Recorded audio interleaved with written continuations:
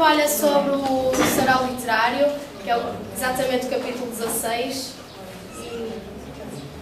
Vou fazer uma pequena introdução, ao qual já devem ter um bocado conhecimento, devem ter lido a obra. Então, a obra de Décio de Queiroz foi publicada em 1888. É uma importante literatura portuguesa, marcou a nossa história. É um romance realista e naturalista, onde não faltam o fatalismo, a análise social, as peripécias e a catástrofe próprias do enredo passional. A obra ocupa-se de uma história de uma família maia ao longo de 3 gerações, e a última centra-se, digamos, num amor que foi proibido, que era proibido por ter ocorrido entre 2 irmãos, que era Carlos da Maia e Maria Eduardo.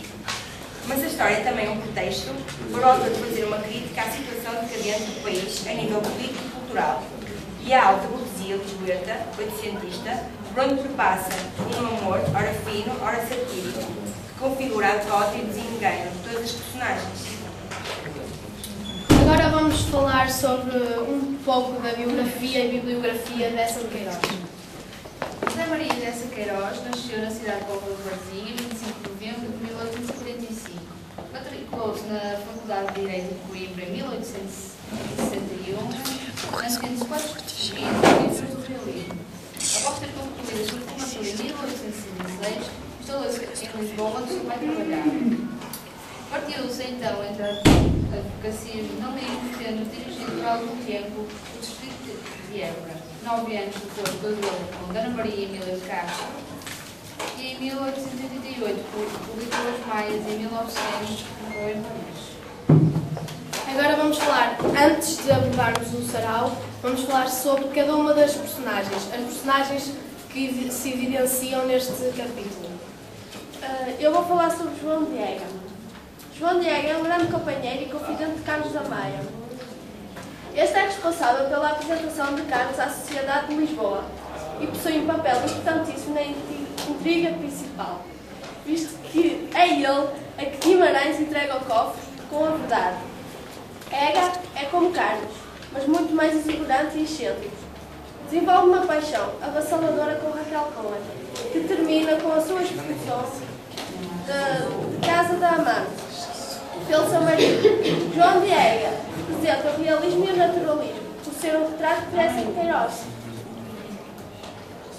Eu vou falar da Alencar. Qual é a verdade? Está de volta. A verdade, senhora, a verdade é que ele é irmão Só que tem menos bateria. de Maria Eduarda. E se nós fazer aquilo assim? Ok, Carlos é irmão de Maria Eduarda. Eu vou falar do Alencar.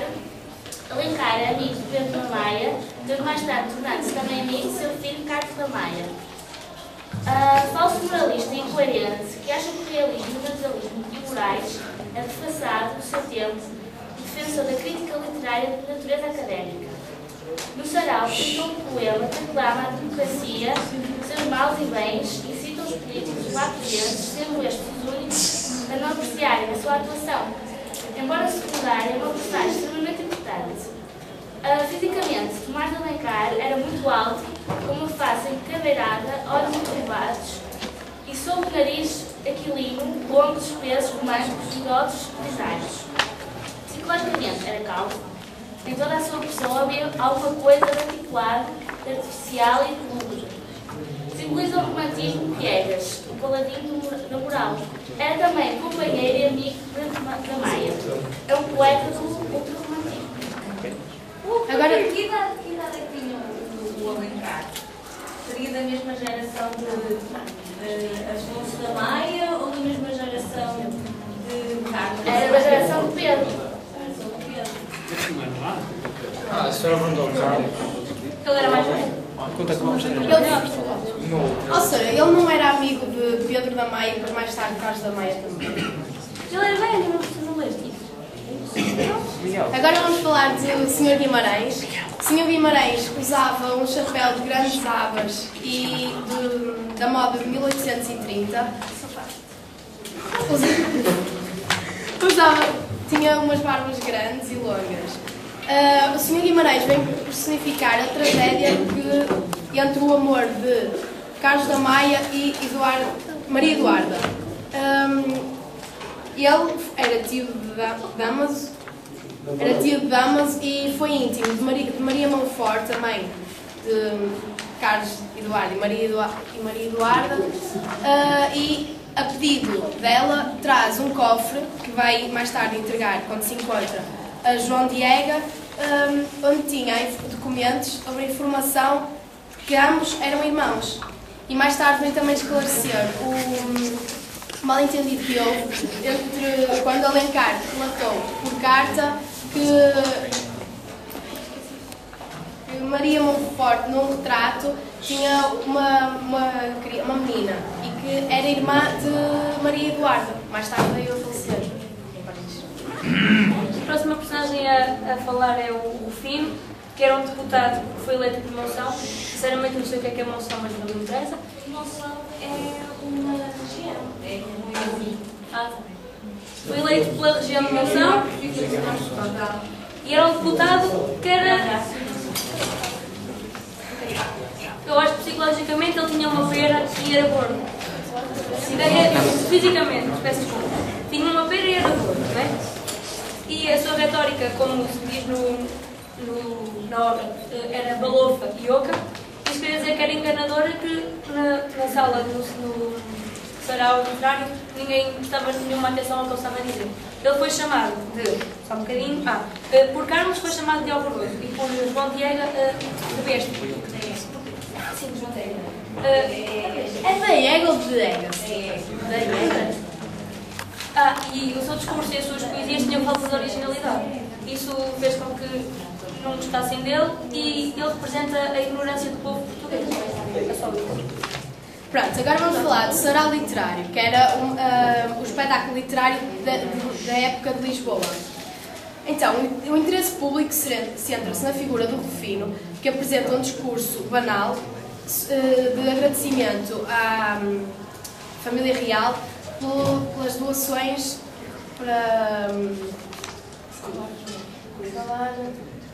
por causa das cheias do Tejo. Não tem emoção. Não. As ovações calorosas traduziram-se no gosto do público por aspectos fúteis típicos do ultra-romantismo. Depois, por outro lado, assiste-se ao desinteresse pela arte musical do Cruz, preferindo a retórica exagerada do Rufino e a teatralidade de Alencar. Pronto, agora associado ao sarau do Teatro da Trindade, surge a tragédia, ou seja, essa Queiroz quis provocar um grande impacto ao contrastar a festa que envolve todo esse espetáculo com a desgraça, que é a descoberta que Carlos Eduardo e Maria Eduarda eram irmãos. João Diega é a chave no meio disto de tudo, vem provocar todo esse desastre juntamente com o Sr. Guimarães. Alguma pergunta? Só quem quer testar os nossos conhecimentos?